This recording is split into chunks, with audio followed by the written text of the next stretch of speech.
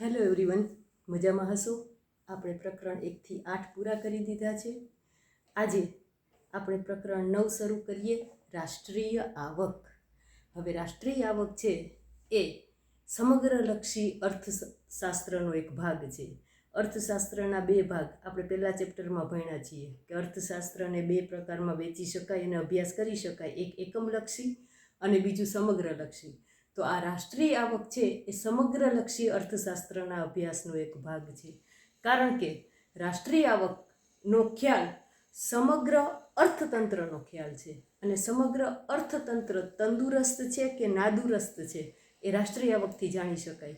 જે દેશની રાષ્ટ્રીય આવકમાં સતત વધારો થતો હોય તો કહી શકાય કે એ દેશનું અર્થતંત્ર તંદુરસ્ત છે, અને જે દેશની રાષ્ટ્રીય આવકમાં વધારો ન થતો હોય અથવા તો ધીમો વધારો થતો હોય તો કહેવાય કે એ દેશનું અર્થતંત્ર નાદુરસ્ત છે. એટલે અર્થતંત્ર છે એ દેશની તાસીર રજૂ કરે છે, અને એક દેશની બીજા દેશ જે રાષ્ટ્રીય આવક છે એ દેશના અર્થતંત્રની તાસીર રજૂ કરે, અને એક દેશના અર્થતંત્રને બીજા દેશના અર્થતંત્ર સાથે સરખાવવા માટે પણ મહત્ત્વની રાષ્ટ્રીય આવક છે. રાષ્ટ્રીય આવક એટલે સામાન્ય અર્થ જોઈએ તો દેશની કુલ આવક રાષ્ટ્રીય આવક. પરંતુ આ દેશની કુલ આવક કઈ રીતે મપાય, માપવાની પદ્ધતિઓ કઈ કઈ, એને જે પદ્ધતિઓથી માપી શકાય છે એ પદ્ધતિઓમાં પણ કંઈ ખામી છે કે કેમ, આ બધા જ પ્રશ્નો, અને એ રાષ્ટ્રીય આવક માપવી હોય તો વાસ્તવિક રાષ્ટ્રીય આવક માપવી કે હાલની રાષ્ટ્રીય આવક માપવી, કયા રાષ્ટ્રીય આવક માપવાની પદ્ધતિ વધારે સારી, રાષ્ટ્રીય આવક માપવાની કેટલી પદ્ધતિ, આ બધી જ બાબતોનો અભ્યાસ આપણે આજે આ ચેપ્ટરમાં કરવાનો છે. એટલે સૌથી પહેલાં તો આપણે રાષ્ટ્રીય આવકનો અર્થ જોઈએ, અને એ અર્થમાં 3 અર્થશાસ્ત્રીઓએ એનો અર્થ આપ્યો છે, એનો પણ અભ્યાસ કરવાનો છે.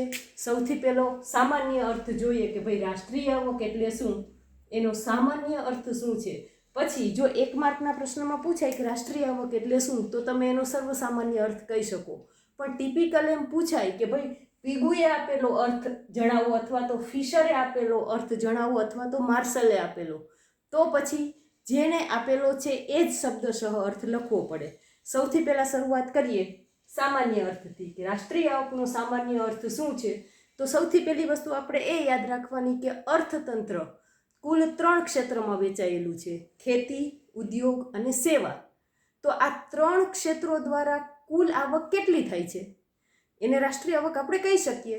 એટલે સામાન્ય અર્થમાં અર્થતંત્રના 3 ક્ષેત્રોને યાદ રાખવાના છે. વર્ષ દરમિયાન દેશમાં ખેતી, ઉદ્યોગ અને સેવાના ક્ષેત્રમાં થતા કુલ ઉત્પાદનનું નાણાકીય મૂલ્ય. બરાબર? એટલે સામાન્ય અર્થ જોવો હોય તો અર્થતંત્ર 3 ક્ષેત્રોમાં વહેંચાયેલું છે: એક ખેતી, એક ઉદ્યોગ અને સેવા. તો ખેતી, ઉદ્યોગ અને સેવા એમાં આખું અર્થતંત્ર આવી જતું હોય તો એ 3 દ્વારા વર્ષ દરમિયાન કુલ જે ઉત્પાદન થાય છે એનું નાણાકીય મૂલ્ય, કારણ કે રાષ્ટ્રીય આવક ગણવા માટે નાણાકીય મૂલ્ય જરૂરી છે, એટલે એનું જે નાણાકીય મૂલ્ય થાય છે એને રાષ્ટ્રીય આવક કહેવાય. સાવ સીધી સરળ સિમ્પલ વ્યાખ્યા છે રાષ્ટ્રીય આવક એટલે શું. વર્ષ દરમિયાન અર્થતંત્રના 3 ક્ષેત્રો ખેતી, ઉદ્યોગ અને સેવા દ્વારા જે ઉત્પાદન થાય છે એનું નાણાકીય મૂલ્ય એટલે રાષ્ટ્રીય આવક. પરંતુ રાષ્ટ્રીય આવક માટેની આલ્ફ્રેડ માર્શલે ઉત્પાદન આધારિત વ્યાખ્યા આપી છે, ઇર્વિંગ ફિશરે વપરાશ આધારિત વ્યાખ્યા આપી છે, અને એસી પીગુએ નાણાં આધારિત વ્યાખ્યા આપેલી છે. એટલે હવે 3 રાષ્ટ્રીય આવકની વ્યાખ્યા આપે છે, રાષ્ટ્રીય આવકનો અર્થ શું છે સમજાવે છે, પણ ત્રણેયને રાષ્ટ્રીય આવકને જોવાનું પરિપ્રેક્ષ્ય અલગ છે. એટલા માટે સૌથી પહેલાં જોઈએ આલ્ફ્રેડ માર્શલ ઉત્પાદન આધારિત વ્યાખ્યા શું કહે છે. તો એ દેશના કુલ ઉત્પાદનની ગણતરી કરશે અને એનું નાણાકીય મૂલ્ય શું છે એ કહેશે. તો સૌથી પહેલાં વર્ષ દરમિયાન દેશમાં શ્રમ અને મૂડીનો કુદરતી સંપત્તિ સાથે સહયોગ થવાથી જે ભૌતિક અને અભૌતિક વસ્તુઓનું ચોખ્ખું ઉત્પાદન થાય છે તેને રાષ્ટ્રીય આવક કહે છે. જો કોઈ પણ વસ્તુનું ઉત્પાદન કરવા માટે શ્રમ અને મૂડી આ બે વસ્તુ તો જોશે જ. હવે અહીંયા ઉત્પાદનના 3 સાધનો લીધા છે. કુદરતી સંપત્તિ એટલે જમીન એ ત્રીજું સાધન, શ્રમ, મૂડી, કુદરતી સંપત્તિ, અને આ 3ને બરાબર સંયોજન કરનાર છે એને નિયોજક કહેવાય. તો અહીંયા ઉત્પાદન આધારિત વ્યાખ્યા છે એટલે ઉત્પાદનના 4 સાધનોનો અહીંયા સમાવેશ થઈ જાય. સૌથી પેલું શ્રમ, મૂડી, કુદરતી સંપત્તિ એટલે જમીન છે. તો માર્શલ એવું કહે છે કે વર્ષ દરમિયાન દેશના શ્રમ, મૂડી અને કુદરતી સંપત્તિના સહયોગ થવાથી જે ભૌતિક અને અભૌતિક વસ્તુ, બરાબર યાદ રાખજો, વારંવાર મેં કીધું છે, ભૌતિક એટલે ચીજ વસ્તુ અને અભૌતિક એટલે સેવા અથવા તો દ્રશ્ય અને અદ્રશ્ય. દ્રશ્ય એટલે ચીજ વસ્તુ અને અદ્રશ્ય એટલે સેવા. હંમેશા યાદ રાખવાનું છે, ચીજ વસ્તુ અને સેવાના સ્થાને ભૌતિક અને અભૌતિક વસ્તુ એવો શબ્દ વાપરે. તમારે યાદ રાખવાનું, જ્યાં ભૌતિક શબ્દ લખેલો છે એટલે ચીજ વસ્તુ અને અભૌતિક લખેલું છે ત્યાં સેવા. એટલે એમ પણ તમે વાંચી શકો કે વર્ષ દરમિયાન દેશના શ્રમ, મૂડી અને કુદરતી સંપત્તિના સહયોગ થવાથી જે ચીજ વસ્તુ અને સેવાઓનું ચોખ્ખું ઉત્પાદન થાય છે તેને રાષ્ટ્રીય આવક કહે છે. વર્ષ દરમિયાન ઉત્પાદનના 4 સાધનો, મતલબ કે શ્રમ, મૂડી અને કુદરતી સંપત્તિ સાથેના સહયોગ થવાથી, તો આ શ્રમ, મૂડી અને સંપત્તિનો સહયોગ કરનાર તો કોઈક વ્યક્તિ હોય ને, ભલે એ નિયોજકનું નામ નથી, પણ એને સાથે મેળવીને સહયોગ કરીને વર્ષ દરમિયાન જે ભૌતિક અને અભૌતિક એટલે ચીજવસ્તુ અને સેવાનું કુલ ઉત્પાદન થાય, ચોખ્ખું ઉત્પાદન, તેને રાષ્ટ્રીય આવક કહે છે. એટલે અહીંયા ઉત્પાદનની રીતે રાષ્ટ્રીય આવક છે એટલે એની વ્યાખ્યાનો મુખ્ય હિસ્સો, મુખ્ય ભાગ ઉત્પાદન છે. ઇર્વિન ફિશર વપરાશ આધારિત વ્યાખ્યા કહે છે, તો વર્ષ દરમિયાન લોકો કેટલો વપરાશ કરે છે એ રાષ્ટ્રીય આવકમાં ગણવાની વાત છે. કારણ કે લોકો જેટલો ખર્ચ કરશે એ બીજા માટે આવક છે અને એ આવકની ગણતરી રાષ્ટ્રીય આવકમાં થાય. તો અહીંયા આ ઉત્પાદનની રીતે છે, આ વપરાશ આધારિત છે એટલે એ ખર્ચની રીતે છે. વર્ષ દરમિયાન દેશના નાગરિકોએ જેટલા પ્રમાણમાં વસ્તુઓ અને સેવાઓનો પ્રત્યક્ષ વપરાશ કર્યો હોય તેના પ્રમાણને રાષ્ટ્રીય આવક કહે છે. દેશના તમામ લોકો વર્ષ દરમિયાન ખેતી, ઉદ્યોગ અને સેવા ત્રણેયમાંથી ઉત્પાદિત થતી વસ્તુઓનો વપરાશ કરે છે. તો આ જેટલી વસ્તુઓનો પ્રત્યક્ષ વપરાશ કર્યો હોય તેના પ્રમાણને રાષ્ટ્રીય આવક કહે છે. તો વપરાશ આધારિત વ્યાખ્યામાં મુખ્ય વસ્તુ છે વપરાશ, અને એ એવું કહે છે કે વર્ષ દરમિયાન દેશના નાગરિકોએ જેટલા પ્રમાણમાં વસ્તુ અને સેવાનો વપરાશ કરેલો છે એનો ટોટલ સરવાળો, કુલ સરવાળો એટલે રાષ્ટ્રીય આવક. કારણ કે વપરાશ કરવા માટે બધાએ ખર્ચ કરવો પડે છે અને રાષ્ટ્રીય આવક હંમેશા નાણાકીય મૂલ્યમાં ગણાય છે. એટલે એ ટોટલ વપરાશનો સરવાળો એટલે કેટલો ખર્ચ થયો છે એ ખબર પડે, એનું મૂલ્ય એટલે રાષ્ટ્રીય આવક. અને એસીપીયુ નાણાં આધારિત વ્યાખ્યા આપે છે એટલે એની વ્યાખ્યામાં મુખ્ય વસ્તુ આવશે નાણું.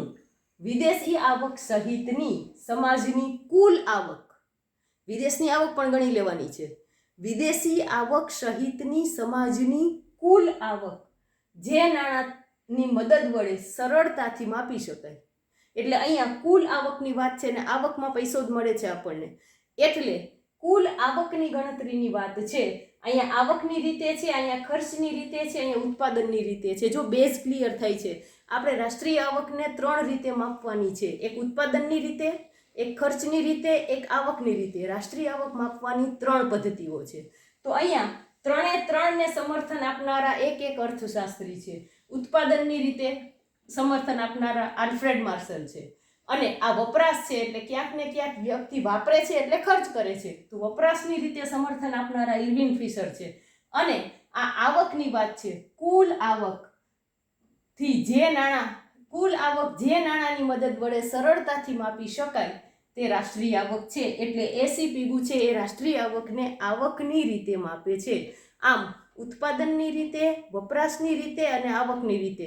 જો એમસીક્યુમાં પણ પૂછી શકાય કે ભાઈ કયા અર્થશાસ્ત્રી વપરાશ આધારિત વ્યાખ્યા આપે છે, નીચેના અર્થશાસ્ત્રીમાંથી રાષ્ટ્રીય આવકની વ્યાખ્યા વપરાશ આધારિત કોણે આપેલી છે, અથવા તો ઉત્પાદન આધારિત વ્યાખ્યા કોણે આપેલી છે, અથવા તો નાણાં આધારિત વ્યાખ્યા કોણે આપેલી છે. તો એના માટે એમસીક્યુ માટે પણ કયા અર્થશાસ્ત્રીએ કયા આધારિત વ્યાખ્યા આપેલી છે એ પણ યાદ રાખવાનું છે. માર્શલ ઉત્પાદન, ફિશર વપરાશ, પીગુ નાણાં, અને પછી એને આપેલી વ્યાખ્યા યાદ રાખવાની છે. દરેકની વ્યાખ્યામાં જે આધારિત વ્યાખ્યા આપી છે એ શબ્દ એની વ્યાખ્યામાં આવે છે. ઉત્પાદન આધારિત ઉત્પાદન પ્રમાણે કરે છે, વપરાશ આધારિત તો એ વપરાશની વાત કરશે, અને નાણાં આધારિત એ નાણાંની વાત કરશે. આમ 3 વ્યાખ્યા આપણને રાષ્ટ્રીય આવકનો મૂળભૂત ખ્યાલ સમજાવે છે. તો આ ત્રણે ત્રણ વ્યાખ્યા ઉપરથી આપણને કયા તારણો મળશે? તમારે નોટમાં આ જ રીતે પહેલા સામાન્ય અર્થ લખવાનો છે અને પછી ત્રણે ત્રણની વ્યાખ્યા શેના આધારિત છે એ પણ દર્શાવવાનું છે. તો આ ત્રણે ત્રણ વ્યાખ્યા પછી સમજી લીધા પછી આપણને ખબર પડે કે રાષ્ટ્રીય આવકનો ખ્યાલ એનો સરેરાશ આપણે જો કાઢવો હોય તો વિવિધ વ્યાખ્યા ઉપરથી આપણે કયા તારણો કાઢીએ?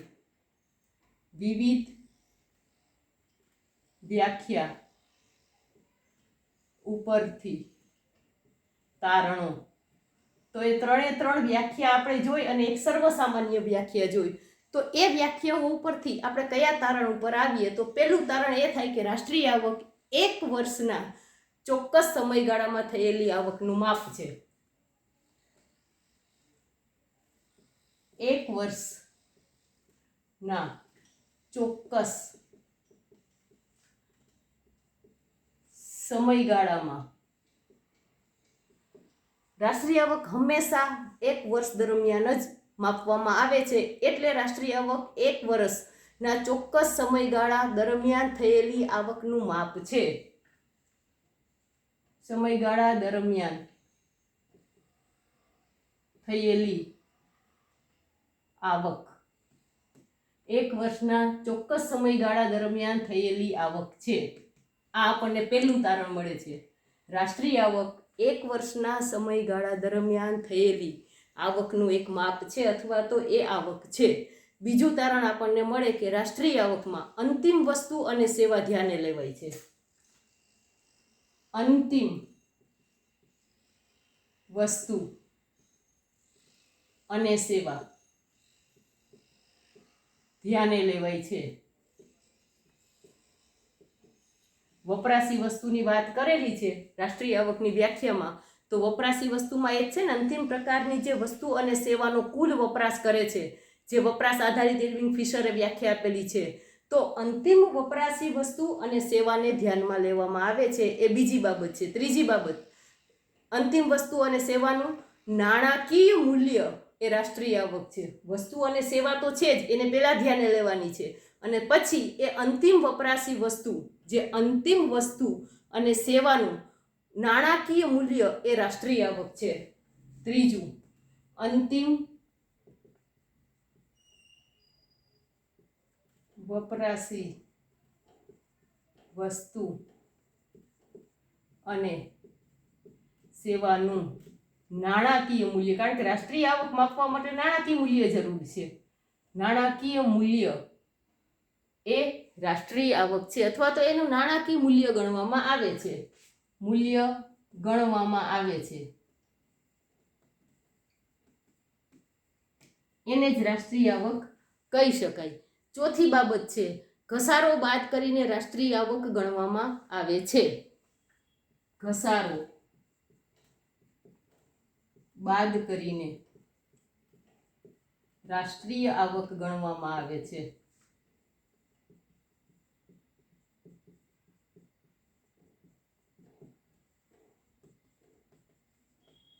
કોઈ પણ વસ્તુ છે એની નિશ્ચિત એક વપરાશનો સમય મર્યાદા હોય છે અને જેમ જેમ વપરાશ થતો જાય છે એમ એમ એ ઘસાતું જાય છે. એટલા માટે એમાંથી ઘસારો બાદ કરવામાં આવે છે. આપણે રાષ્ટ્રીય આવક અને રાષ્ટ્રીય પેદાશ અને એની જુદી જુદી પદ્ધતિઓ જોશું. એમાં આપણે જીએનપી, એનએનપી, જીડીપી અને એનડીપી આ બધા ખ્યાલો સમજવાના છે. એમાં તમે ડિટેલમાં સમજી શકશો કે ઘસારો બાદ કરવાથી આપણને કયા પ્રકારની રાષ્ટ્રીય આવક મળે છે. પાંચમી વસ્તુ, વસ્તુ અને સેવાનું ઉત્પાદન અથવા વપરાશ થવી જોઈએ. વસ્તુ અને સેવાનું ઉત્પાદન અથવા વપરાશ થવી જોઈએ. એટલે કોઈ પણ વસ્તુનું ઉત્પાદન થાય છે એનો સમાવેશ રાષ્ટ્રીય આવકમાં થાય, અથવા તો કોઈ પણ વસ્તુનો વપરાશ થાય છે એનો સમાવેશ રાષ્ટ્રીય આવકમાં થાય. રાષ્ટ્રીય આવક ગણવા માટે એનું ઉત્પાદન થવું જોઈએ, એનો વપરાશ થવો જોઈએ. તો એવી જ વસ્તુઓને રાષ્ટ્રીય આવકમાં સમાવી લેવામાં આવે છે. એટલે આપણે સૌથી પહેલાં રાષ્ટ્રીય આવક એટલે શું સામાન્ય અર્થ જોયો, ત્યાર પછી એનો ઉત્પાદન આધારિત, વપરાશ આધારિત અને નાણાં આધારિત 3 અર્થશાસ્ત્રીઓએ આપેલો અર્થ જોયો. અને ત્યાર પછી વિવિધ વ્યાખ્યા ઉપરથી આપણને કયા તારણો મળે છે, તો આપણને વિવિધ વ્યાખ્યા ઉપરથી આ 5 તારણો મળે છે. અત્યારે આ 3 વ્યાખ્યા અને એક સામાન્ય વ્યાખ્યા બરાબર યાદ રાખી લેવાની છે, નોટમાં લખી લેવાની છે. ત્યાર પછી રાષ્ટ્રીય આવક તમારા માટે અભ્યાસ માટે સાવ નવું ચેપ્ટર છે અને એટલે દેશની કુલ રાષ્ટ્રીય આવકની વાત છે એટલે શીખવા અને સમજવું પણ થોડુંક તમને ટફ લાગે. એટલે સાથે સાથે લખતા જાજો, સાથે સાથે શીખતા જાજો, તો પછી કશું અઘરું નહીં રહે. એટલે અત્યારે આટલું પૂરું કરીએ. હવે પછી પ્રકરણ આગળ બીજા વિડીયોમાં ભણીશું. નમસ્તે.